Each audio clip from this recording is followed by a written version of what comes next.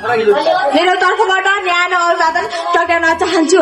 आज हाम्रो विद्यालयको वार्षिक उत्सवको उपलक्ष्यमा मैले धन भन्दा विद्या ठुलो भन्ने भनाइमा बोल्न पाउँदा निकै खुसीको महसुस गरिएको छु र निकै हर्षित पनि छु।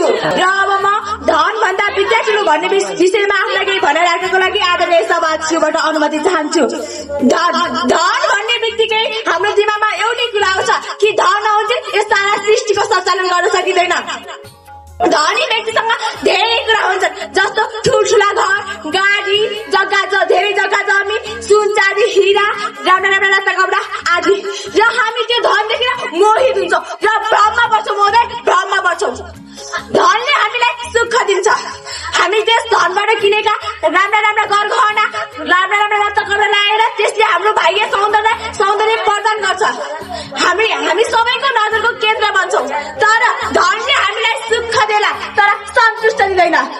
राम्रा राम्रा लत्ता कपडा घर गहना लगाएर हाम्रो धनले बाहिर सौन्दर्य प्रदान गर्ला तर भित्री सौन्दर्य व्यक्त गर्न सक्दैन। सौन्दर्य भनौँ या रहस्य भित्र लुकेको हुन्छ। त्यो रहस्यलाई खोज्ने काम विद्यालय गर्छ महोदय, विद्यालय न कि धनले।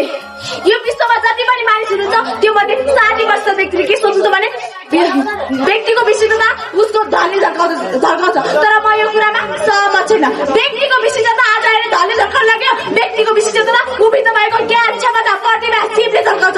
यो सबै तथ्य विद्याबाट प्राप्त हुने महोदय, धनबाट होइन। जै पनि धन्दा सिद्धिएर बाँचिएर चोरी भएर जाने कुरा हो। तर विद्या कहिले बाँच्दैन, विद्या कहिले चोरिँदैन, विद्या कहिले सिद्धिँदैन। विद्यालय जति पनि त्यति सौन्दर्य बढ्दै जान्छ। विद्यालय जति पढेकोले त्यति फराकिलो हुँदै जान्छ। अहिले अमेरिका जस्तो देशहरू, ठुला देशहरू विकसित भइरहेका छन्। त्यो सबै विद्याको कारणले भएको, धनको कारणले होइन। हामीले पनि नेपालको विकास गर्न सक्छौँ। हाम्रो कर्तव्य एउटै हुनु पर्यो महोदय कि हामीले पहिलो प्राथमिकता विद्यालय दिनु पर्यो, विद्यालयलाई दिनु पर्यो। हरेक अभिभावक, शिक्षक, यस वडाका वडा अध्यक्ष, प्रमुख अतिथि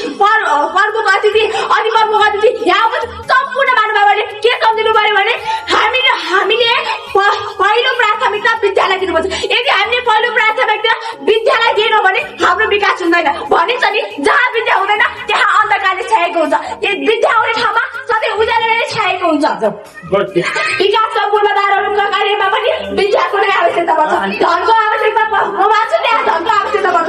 तर त्योभन्दा सर्वप्रथम त्यहाँ विद्याको आवश्यकता पर्छ।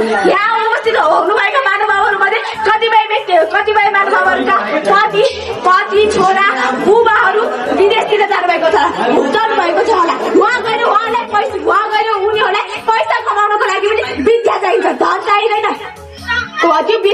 त्यो विद्या के हो भने उहाँसँग काम गर्ने सिप क्षमता हो। त्यो सिप क्षमता के लिए विकास गर्यो विद्याले। यति भन्दै आजदेखि यहाँ उपस्थित सम्पूर्ण महानुभावहरू हातमा हात, काँधमा काँध मिलाएर विद्यालय प्राथमिकता दिन्छ भन्ने आशा राख्दै म यहाँबाट बिदा हुन्छु। हस् त, धन्यवाद।